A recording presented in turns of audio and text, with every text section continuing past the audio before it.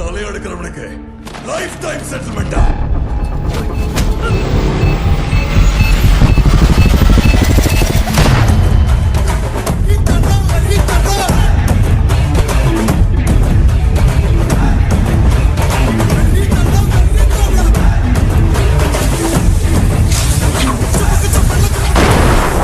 உலகமே என்ன பார்த்து பயப்படுது தாயில், என்ன ஒரு இந்தியனை பார்த்து பயப்பட சொல்றியா?